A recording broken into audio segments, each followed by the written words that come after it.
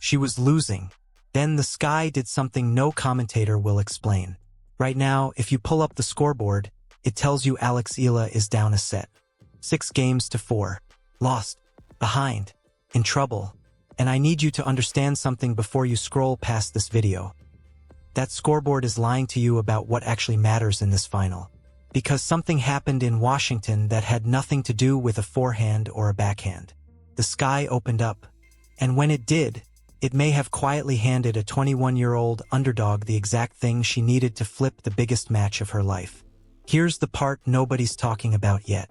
There is a hidden number buried in the schedule of this tournament. One single stat that nobody on the broadcast has said out loud. And once you hear it, you will never watch a rain delay the same way again.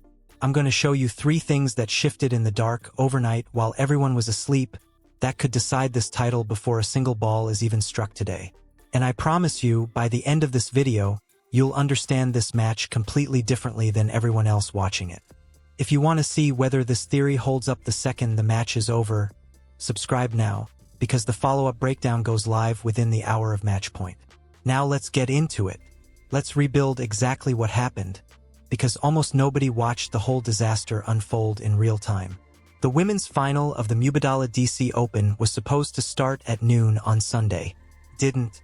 It got pushed to 1:30. Then organizers announced play wouldn't resume before 2:45, with lightning close enough that everyone on site was told to shelter in place immediately. The players finally walked onto stadium court at around 3 in the afternoon, nearly 3 hours late. They played 55 minutes of tennis. Jessica Pegula took the first set 6-4. Eala responded immediately, holding twice to go up 2-1 in the second set. Neither player had even faced a break point in that set. And then, at 3:57 in the afternoon, the rain came back. They walked off. The tournament tried for a 5:30 restart. Then a target sometime later that evening. Court crews worked the surface for hours. It didn't matter. Just after 9 at night, organizers pulled the plug entirely and announced the final would resume the next day, at noon. So sit with what that actually is. This is not a match that got interrupted in the final stretch. This is a match that got stopped almost as soon as it started. 1 set and 2 games out of what could be 3 full sets. Roughly a quarter of this final has been played, which means almost everything that decides this title is still sitting in front of both of these women. Now here's the part that changes how you should be reading this whole match. In a 1-week tournament, the single biggest structural gift in the draw is a first-round bye. Skip the opening match and you skip 90 minutes of running, 1 less night of recovery to manage, 1 less opponent already studying your game. Jessica Pegula got that bye. Her road to the final looked like this. A bye in round 1. A gritty 3-set win over Magdalena Freck. A win over 5th seed Anna Kalinskaya. And a semi-final escape against 4th seed Diana Schneider, coming back from 5-2 down in the first set to close it out. 3 matches. One of them a 3-setter. Now look at Eala's week. No bye. Round 1, she draws Zhang Qinwen, the reigning Olympic gold medalist and one of the most powerful ball strikers on the entire tour. Eala loses the first set, then wins the next 2 to survive in 3 on day 1 in the heat. Round 2, she has to get past Leylah Fernandez, the tournament's defending champion, in a tiebreak battle. Quarterfinal, she takes down Alina Svitolina, the number 2 seed. Semifinal, she beats Naomi Osaka, a 4-time Grand Slam champion, in straight sets. For matches, 3 of them against seeded opponents. One of them a 3-set war on the very first day of the tournament, before she'd found any rhythm at all. That is the ledger for brutal matches against 3. And it's not just an extra match. It's an extra hard match, played before Eala had any feel for the tournament whatsoever. 2 women walk into a final.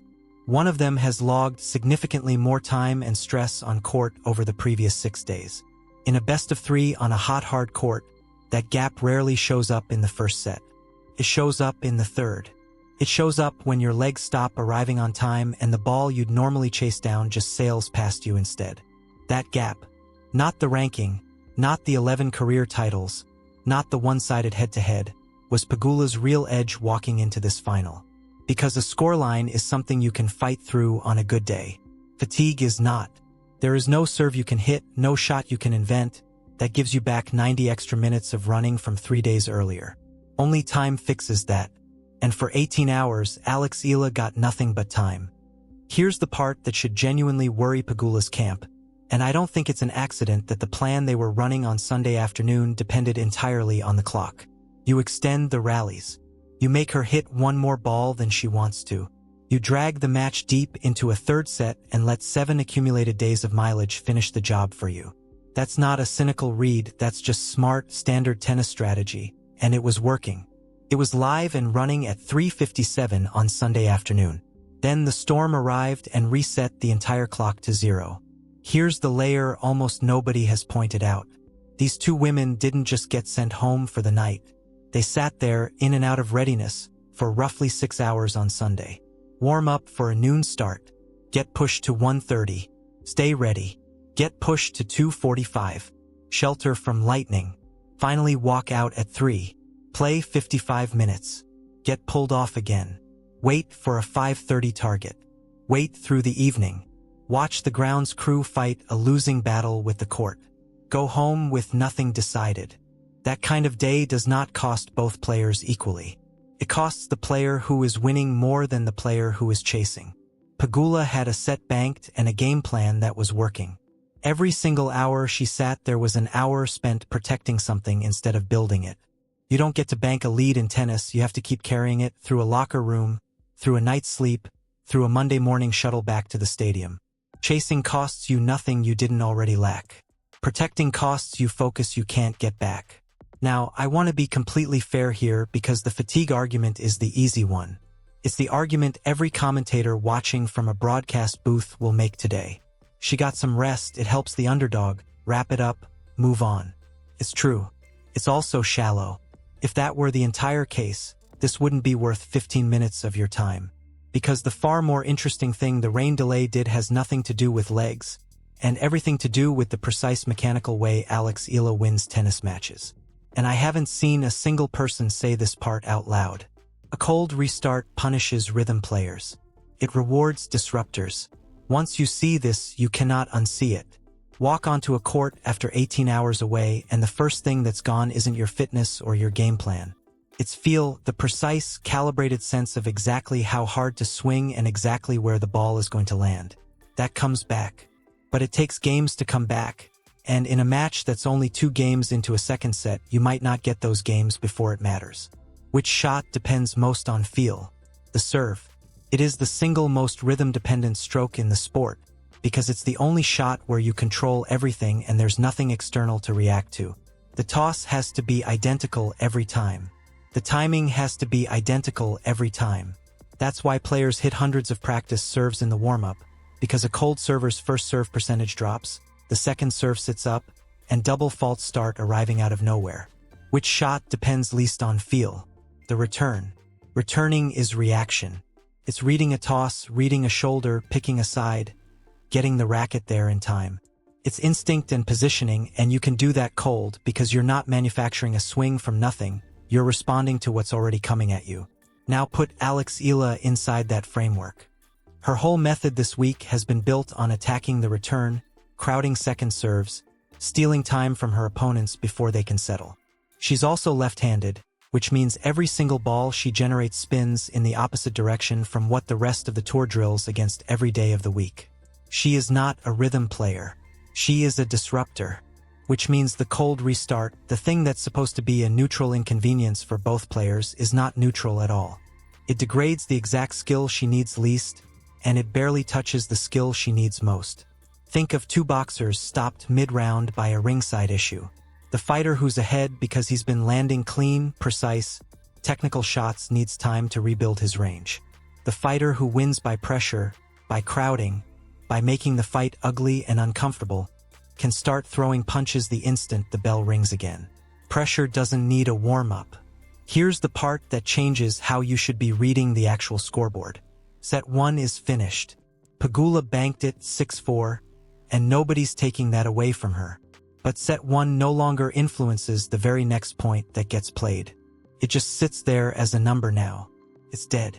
The only set that's actually alive is the second one. And in that set, the live one, the only one that matters from here forward, Eala is ahead 2-1. When these two women walk back out onto stadium court, the player leading the set in progress is Eala. That's not spin. That's just what the board says if you read the part of it that's still breathing instead of the part that's already over. There's one more piece to this, and it's the one Pegula actually loses. For 55 minutes on Sunday, she was learning Eala's game in real time, reading the left-handed spin, figuring out where the serve goes on the big points, dialing in exactly how deep to stand on returns. That information is gold, and she was building it live. But that kind of physical calibration doesn't survive a full night's sleep. The tactical notes survive. Her coaching team will have written them down. They'll have gone through video this morning. But the feel, the timing you build in real time against one specific opponent's ball, resets completely. She has to rebuild it from zero. Except now she's rebuilding it against an opponent who had just as much time with her own coaching team, reviewing exactly what worked in that first set, with the added advantage of knowing precisely what Pegula's plan is because she just spent nearly an hour living inside it. So that's the theory. A disruptor's game surviving a cold restart better than a rhythm player's game. Is it just a nice story? Or does this tournament actually back it up? Let's check the evidence because this is where it gets interesting. Round 1 of this tournament against Zhang Qinwen, an Olympic champion. Eala loses the first set 4-6, then wins the second 6-4, then wins the third 6-1, 12 of the final 17 games of that entire match. Think about what a cold restart actually is when you strip the drama away. It's walking onto a court and starting the back half of a match with a score already on the board and zero chance to ease into anything. The back half of a match is exactly the environment where Eala has already proven, this very week, that she thrives. That matters because of the fear everyone's quietly bracing for right now. Young player, first big final, loses the opener, comes back the next day flat, gets steamrolled. This tournament already ran that exact experiment on day 1 against an Olympic gold medalist. She went a set down and won the last 2 by a combined 12-5. Whatever happens to Eala when she falls behind, collapse is not the pattern. Here's evidence too, and I think it's the one that matters more than any single stat in this entire final. Back in June, on grass in Berlin, Eala beat Alina Svitolina 6-3, 6-4. 6 weeks later, on a completely different surface, a hard court in Washington, she beat Svitolina again 6-3, 6-4, the identical scoreline twice on 2 different surfaces, against a former top 3 player who had 6 full weeks and an entire coaching staff to prepare specifically for the rematch. The outcome didn't move a single game. That matters more than it sounds like it should, because a player who wins purely on feel cannot produce that. Feel changes surface to surface, week to week, hour to hour. If you're winning because the ball happens to be coming off your racket beautifully that day, you get one result in Berlin and a completely different looking one in Washington. Identical scorelines mean the win is coming from a system, not a sensation. And a system doesn't need warming up. A system is written down. It's a set of patterns you can run on the very first point of a cold Monday restart, regardless of how your forehand feels in the first 4 games. Evidence 3. Look at who she's actually beaten this week and how. An Olympic gold medalist in 3 sets. The tournament's defending champion. In a tiebreak. The 2nd seed. And a 4-time major champion in straight sets in the semifinal. A player whose entire career has been built on a serve so dominant she can survive an off day just by holding through the storm. Eala took that serve apart. That's not a fluke result. That's a disruptor's game working exactly the way the theory predicts it should against a rhythm player at the very highest level of the sport. So go back to where we started. The scoreboard says Eala is down a set, and it's telling the truth. She still has to win 2 sets in a row against the world number 3, and nothing here erases that. But every other variable in this final moved overnight while both of them slept. The fitness gap that was Pegula's most reliable weapon has mostly been erased. The 6-hour limbo probably cost the player protecting a lead more than the player chasing one. The cold restart punishes serving far more than it punishes returning, and returning is the exact terrain where Eala has built her entire game. Her method is systemic, which means it doesn't need a warm-up to switch back on. And in the only set that's still alive, she's already ahead. Now here's a piece almost nobody has mentioned, and it might genuinely swing games today. This match resumes at noon on a Monday. That is the middle of a workday in Washington. A huge chunk of a normal Sunday final crowd, the casual local fans, the families who bought a ticket for a relaxed weekend afternoon, simply cannot be there. They're at their jobs. But the Filipino fan base that has followed Eala into every round of this tournament didn't fly in for one lazy Sunday. Ticket sales at this event reportedly climbed after she was added to the draw, and organizers and opponents alike have described her matches as carrying a genuine party atmosphere all week. That's not the section of the crowd that goes home because of a little rain. Even Naomi Osaka, before she'd ever shared a court with Eala, said watching one of her matches from the outside was mind-blowing, that she didn't think tennis crowds could sound like that it felt like more than a basketball game. Now filter that same crowd through a Monday lunchtime restart and ask yourself honestly which section disappears, and which section rearranges its entire day to be there anyway. It's entirely possible the atmosphere on Monday ends up more one-sided than it was on Sunday. In a match this tight, in a sport this sensitive to momentum and noise on the big points, that is not decoration. That's games. So here's my prediction, and I'll be specific enough that you can hold me to it after the fact. If Alex Eala holds serve through her first 2 service games after the restart, she takes the second set. And if she takes it, this whole final becomes a one-set shootout where the fitness edge is gone. The crowd is firmly behind her, and the only advantage Jessica Pegula has left standing is pure experience. That's the case for the rain. Now, because I'm not interested in selling you something I don't fully believe, here's the honest case against everything I just said. Jessica Pegula has been one of the most consistent hard-court players on tour this season, and she's already through more rain delays across her career than Alex Eala has played tour finals in her entire life. This is not unfamiliar territory for her. She's restarted matches before. She sat through long rain waits before and gone back out and closed the door anyway. She slept too, and the set is still gone. Whatever the delay did or didn't do, Eala still has to win 2 sets in a row against one of the best players alive, and she's never beaten her.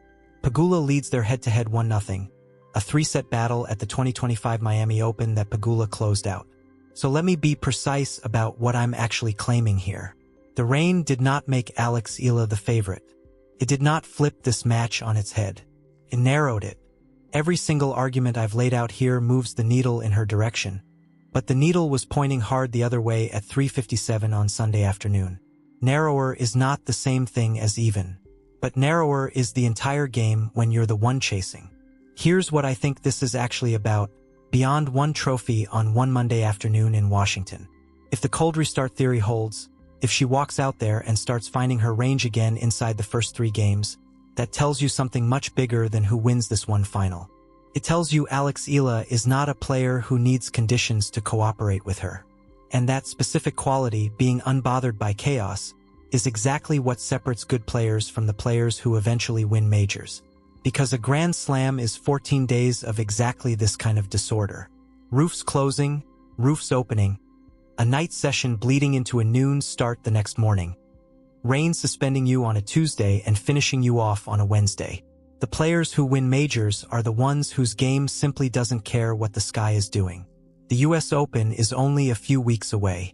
If Alex Eala can take a final that got cut in half, slept on overnight and restarted stone cold, and still find her method inside the first 3 games back, that's not just a nice story for the highlight reel. That's real evidence she's dangerous in New York. And this is a player the tour has already figured out matters.